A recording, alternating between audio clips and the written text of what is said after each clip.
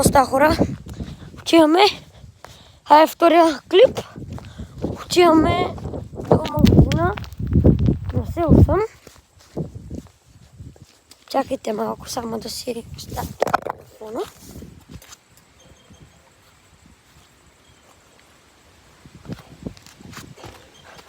Так. Добре. Насел съм и ще ходя до магазина. Но не снимаме, защото няма коля правило. Нали, може после да играем на Roblox, ще почна някакъв стрим. Ама, да. Ще петъка, ще видя една моя братовчетка. Ще я видите петъка, с нея ще играем. Ще видите. Чакайте по-рано.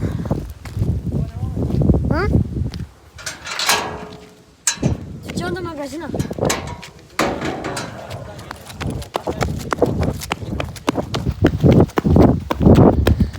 Готови сме. Сега.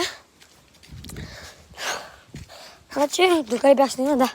Петъка ще дойде една моя братовчетка и цял ден може да снимаме, може да правим лайв и може да таковаме. И може да играем Roblox, може пак да снимаме контент.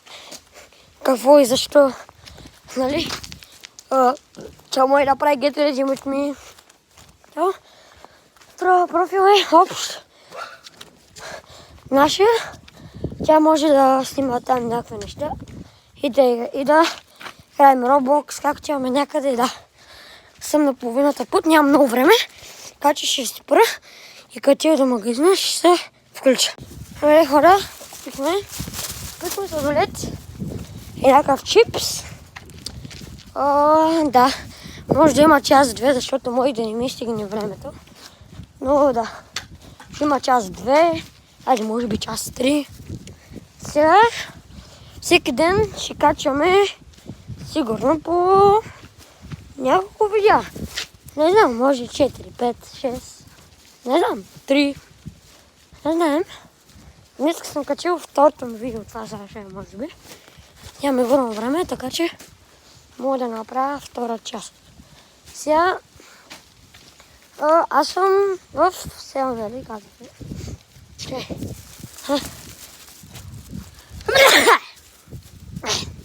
Сега кой това е? Идва някакъв камион. Сега на 150 фолуара ще си показвам лицето. Но да го стигнем. Ай, като станем 20.